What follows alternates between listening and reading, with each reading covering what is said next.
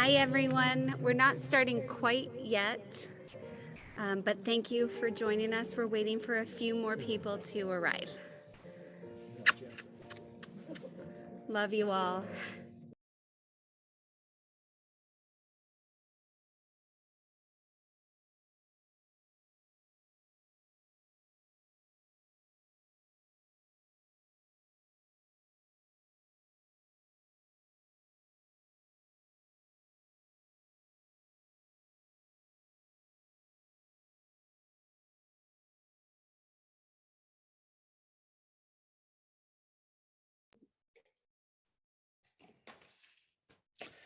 Hello, everyone. We're going to start just by testing the Zoom. Can everyone hear me okay? If you can hear me, give me a thumbs up. And just remember to keep your mics muted. And if you have any questions or comments, just open up the chat and you can type them in there. Peter, who is helping us out today, will make sure he reads all of those. So thank you, Peter. Is everyone okay? We're good? All right, great. Okay, batter up. Greetings, family, friends. I'd like to welcome and thank you all for coming today, both in person and virtually. What a world to be able to share this with my family and Dad's friends all over the globe. Strike my sorrows out with your smiles and send them to the bench. Sail my sadness to Saint-Tropez and let it study French. We come together today to celebrate a kind and loving man, a musical inspiration to many, and a writer of lilting stories that will live on for many days to come.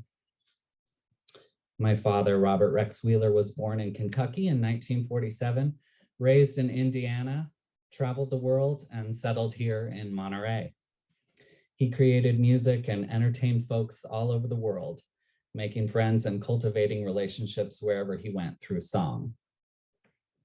To know my dad was to know his voice, his guitar, and his musicianship. A hard way to make a living. But a living he made because there couldn't be any other path for him. During today's celebration of his life, I'd like to invite you to reflect not only on the relationship you had with Rex, the man, but to also consider the way his music made you feel. Was there a particular song you couldn't wait to hear? Was there a lyric that flooded you with nostalgia? Was there a rhyme that tickled your funny bone? Was there a tune that lifted your heart? Was it his voice that wrapped around you like magic? I'd like to think that my dad would want you to remember the emotion that you felt when listening to him sing and hearing his music as a part of who he was, because he was his music and his music was him. So I invite you to live in that emotion today and let it fill you up with love and light. And once again, thank you for being here. It means a lot to both my sister and I, and as I'm sure your relationship meant a great deal to my father. He loved you all. He was never short on love. It was his greatest currency. He was, without a doubt, the man who taught me that we could be like Scrooge McDuck, swimming in our riches, in our private vaults. But at the end of the day, our real fortunes will be counted by how well we love. And who loves you, baby? Daddy does. And now I'm pushing 40 and I ain't made lots of money. And I guess I'm only famous in my little baby's eyes. And this dodgem car existence with its problems and its pleasures make life interesting with everything I got. And that's a lot.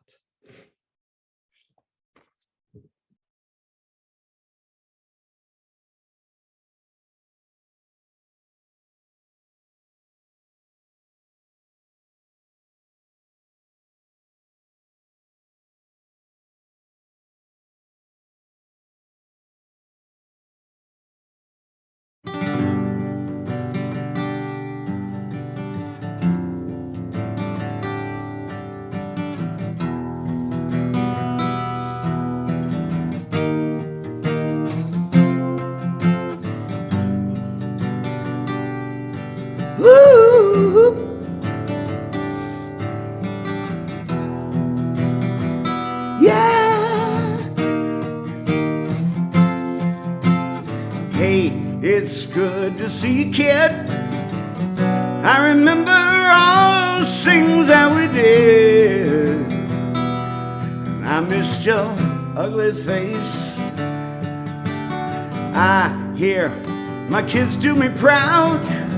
Tell me, is my old girl happy now? That's why I left this place. Yes, I'm still singing for those suffering,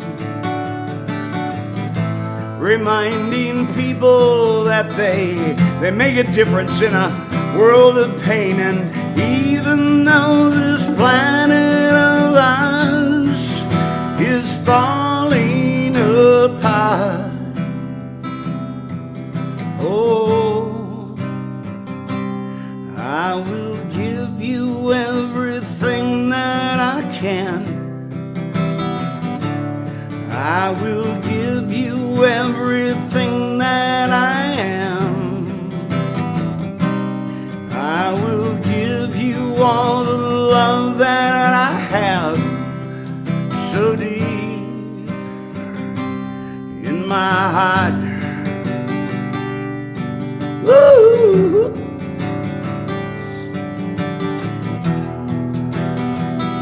Yeah! Hey, I see a lot has changed. Many friends are dead and some remain. I guess we're awfully lucky. Your face, it looks so clean, and I know life's taken its toll on me, but I cherish the ones who love me. It seems that some expect much more from me than just my full-time job of trying to keep my sanity. And even though this planet of ours is falling apart, oh, I will give you everything that I can. I will give you everything that I am. I will give you all the love that I have, so deep in my heart. I still remember when we shed a lot of pain, but God, I hope I won't forget those chances that won't come again. Yeah.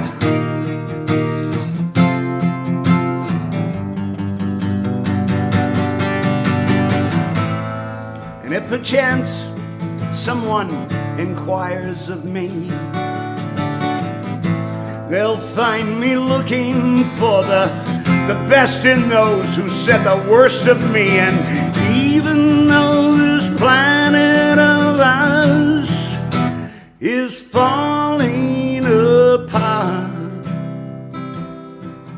oh, I will give you everything that I can. I will give you everything that I am. I will give you all the love that I have, so deep in my heart. Woo!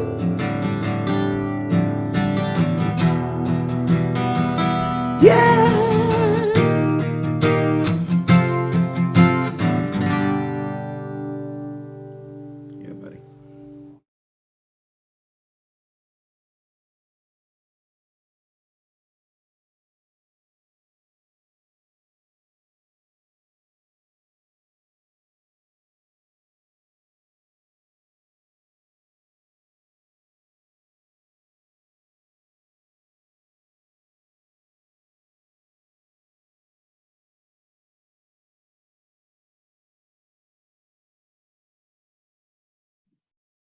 Hi, everyone. Oh.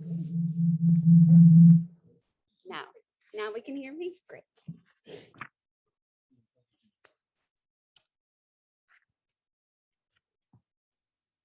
Sorry. My first memory is connected to my dad playing music. I was on the beach in Seaview playing with a small shovel and a pail. I was maybe 4 or 5. Must have been the last time we went together. My dad was sitting on a wall playing Here Comes the Sun, and I can almost hear him fingering out the guitar lick if I get real quiet. No, no, music is so deeply ingrained in my childhood, my memories, my relationships. It's never an afterthought in events I plan, in shows I produce, or in the gatherings that I host. Music is tied to everything important. Music brings people together. In fact, when my husband first told his dad that he was seeing me, before he could say anything, his dad asked him, "It wouldn't happen to be Rhett Wheeler's daughter, would it?" Rob's family had been listening to my dad play music at Duffy's for years before we even met.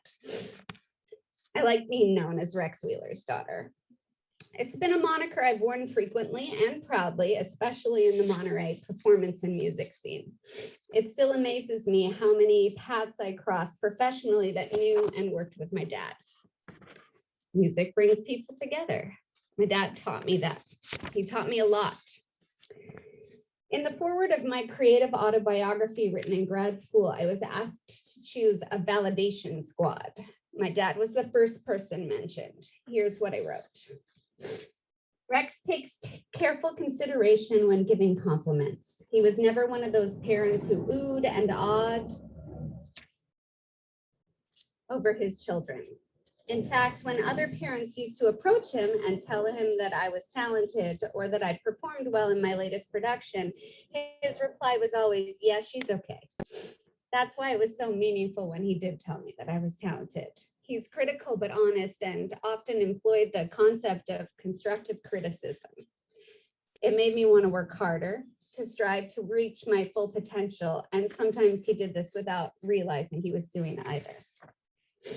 Rex is also an extremely talented performer in his own right as a singer-songwriter. I greatly admire his dedication to his art, having never compromised his idea of what a true artist is. He's also a great performer who really knows his audience. Once he will play a song at one of his shows and move someone to tears or provoke some other incredibly honest response. Rex also has tremendous integrity and is a great friend to those in need, even if it's just as an audience member at someone's show. And man, did he attend a lot of shows.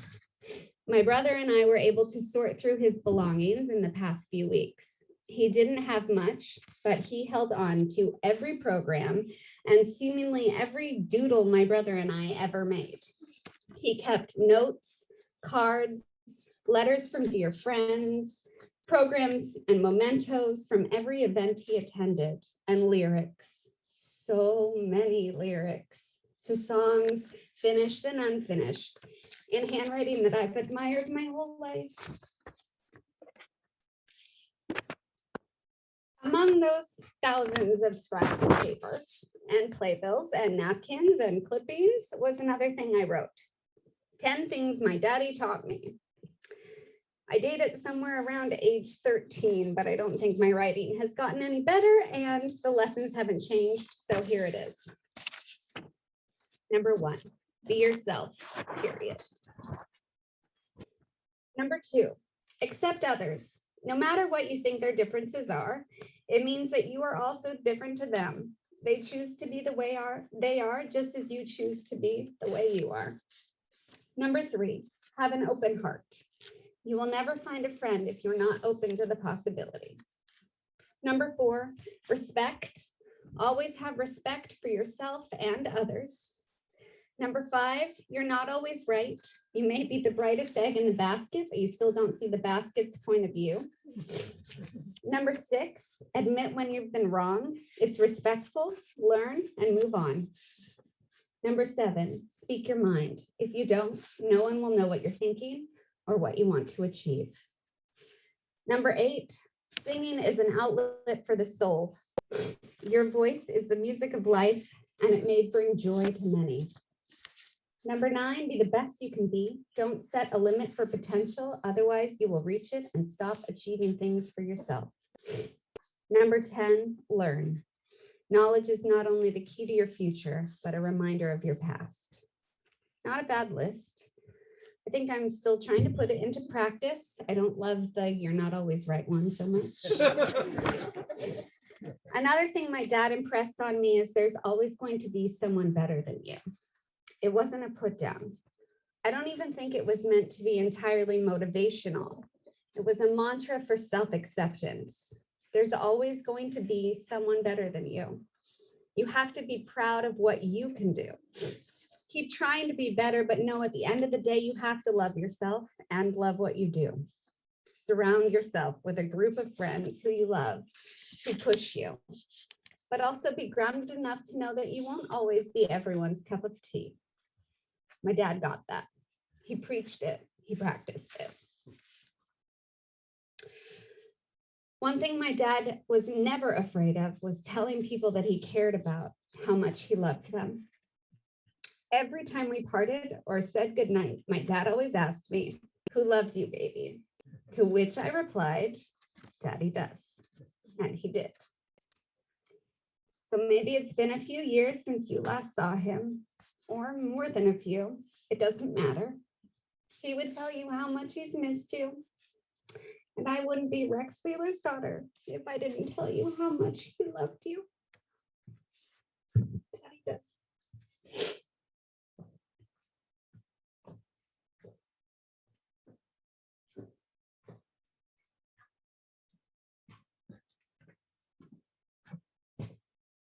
Yeah, that's just not fair. How am I going to top those kids in that slideshow? Man, it just got real for me.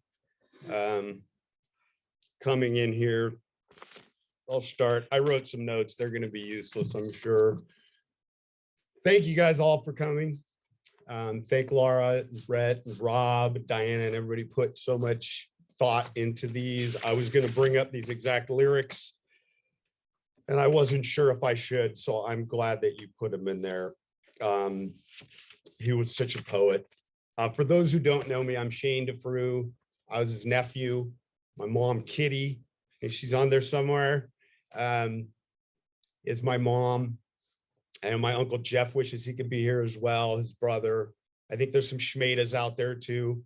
Hey, everybody, wish you guys were here. Hopefully we'll see you soon. I'm going to keep this fairly brief. I think the main reason I'm speaking here today instead of one of somebody else is I did spend quite a lot of time the last decade of his life. I was fortunate or unfortunate enough to be the one who took him to the hospital for his initial heart surgery, because I don't think he was going to go by himself.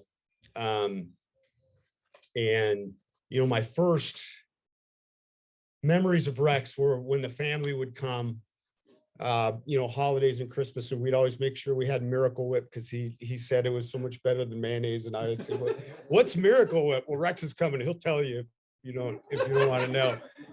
Kind of Rex in a nutshell a little bit, but and I remember the kids, you know, Rhett and Lara were really, even then they were putting on shows. I mean, the talent just oozing from these kids was amazing. I mean, I forgot how 4 or 5 years old and they were already singing and thinking about what they were doing and putting on actual shows. It was amazing. Those memories are just fantastic. I lost track with them.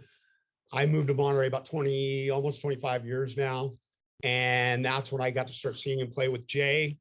And that's when I really realized his musical potential. I'm so sorry, Jay. I know you guys were just like super tight, as was everybody. But I was blown away at what those two could do with a piano and a guitar and 2 voices. They're still some of my favorite versions of songs that they covered are my favorite. I like them better than the Beatles version and whatnot. And I took advantage of that. I've been playing since I was young, but never took it to the musician level. Rex kind of helped me get to that point where I don't consider myself a musician, but he was always there. If you've ever played with him, he was a selfless person when playing too, where he would do everything he could to make you sound better. And he would hide your mistakes or change the tempo to keep up with you. And that could care less how he sounded, even though he always sounded great. And you couldn't lose him too. He used to joke about that. If I would mess up, he would follow right along. He could pick the note change or the chord change. At the end of the day, like they said, he was a musician. He was to the core, pass or fail, broke or rich, he was going to be a musician. And I really, really respect someone who just knows what they're going to do. I know that it probably took a toll on things in his life that he regrets. I know he probably wishes he could have spent more time with his family. In fact, I know he does, back in the days when he was doing the hours of a musician, which it's got to be tough for the family. After his surgery, he changed. He grew a little bit. He didn't change enough to make him live forever, of course, but he dropped some bad habits. I could see him realizing his mortality a lot more, and it came through in how he always, like they said, I'm so happy. The last things he said to me were, I love you, I appreciate you. And I told him the same. And I'm pretty sure all of you that's what he told you the last time he talked to him. And that was, I was afraid if I didn't write notes, I'd just start rambling. So, one of my biggest fears was that when he did pass, because, we actually talked about this time. Oh, I forgot. I had to get the full Rex vibe. He loved this hat. This is my hat, but he wanted it. So, oh, wait, not the train one. So I was afraid when he did pass, I was not going to want to pick up the guitar out of grief, or who's going to help me if I have questions or anything like that. And I'm so happy that the complete opposite has happened. I play every day. I probably play twice as much as I was in the days before he passed, which I'm thinking it's my way of keeping him around. And I'm going to continue to play. And, I miss my best friend. I miss my playing buddy. And I think about him every single time I play, and I'm going to play every day. So thank you guys.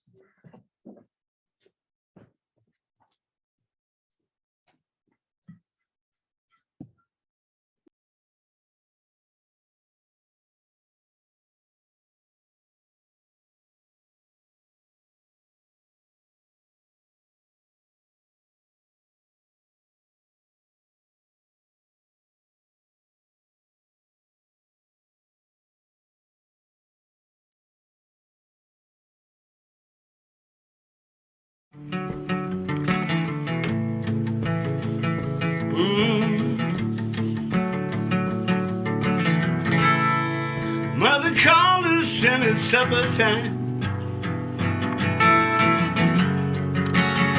From the lightning and thunder, North Indiana, where the corn is high, and the steel mills don't render the sky at night. The sky at night. Out in the graveyard we were doing fine, sharing help from each other. Heard mama's voice and exit just in time, avoiding mountains of rain from the sky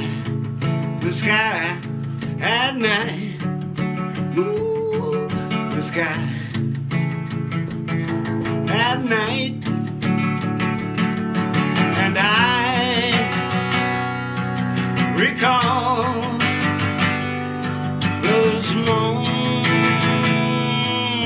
dearly. They're here in me,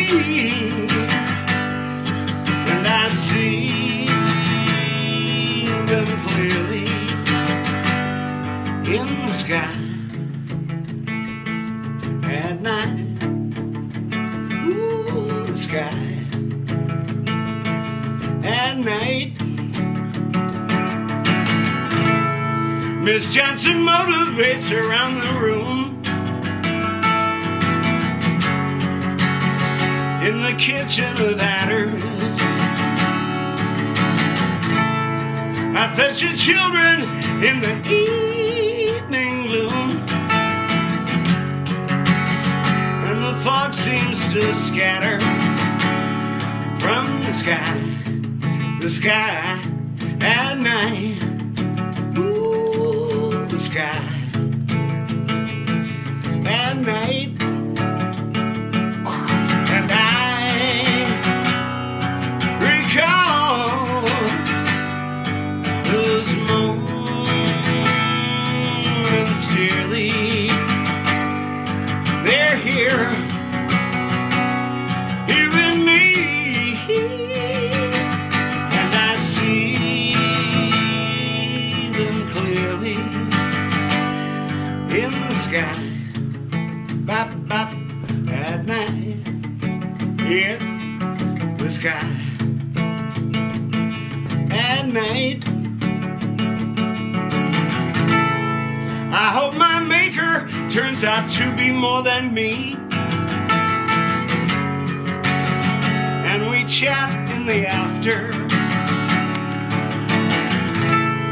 where it's confirmed that rain is angels' tears, and the thunder their laughter in the sky at night. Ooh, the sky at night. In the sky at night.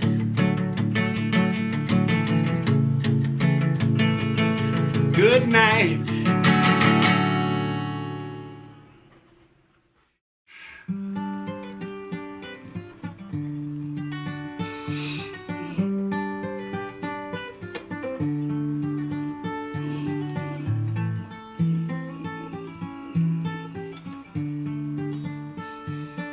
Old crow, big black crow, sitting on the telephone line, sitting on the telephone line. Crow, old crow, where you gonna go? What you gonna do when the cold wind blows? Hop on down, just hop on down the line. Well, I flaps my wings and I ruffle my feathers, gonna leave all of this nasty weather, just hopping on down the line. I'll be back, mama, when the weather's fine. Ooh.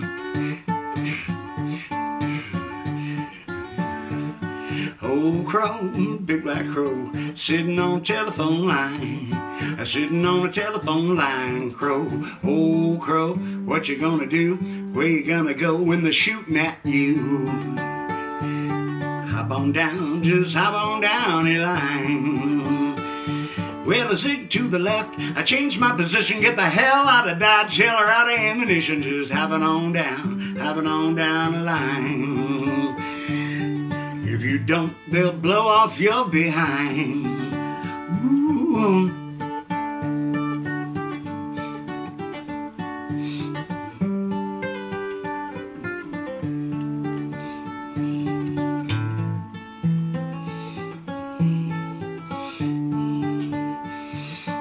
Old crow, big black crow, sitting on a telephone line, sitting on a telephone line. Crow, old crow, where you gonna go?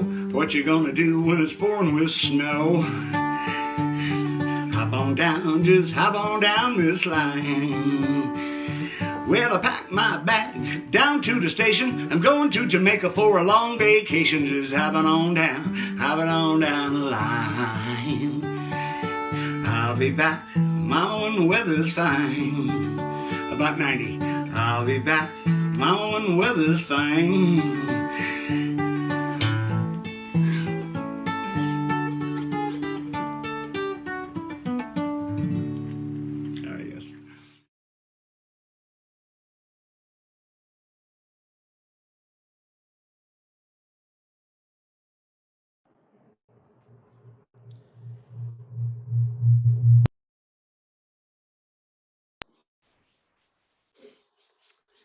I just want to thank you all so much for coming today and for remembering our dad so fondly. Um, I'd like to invite you to continue to share your thoughts about him and with those who knew him and with us at a later date for all of you guys on Zoom, and to listen to his music on YouTube if you feel so inclined.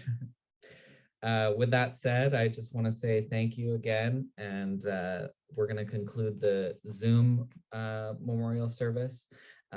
So we send you all of our love, and we thank you for attending. And I'll just turn the camera around so you can see everybody here.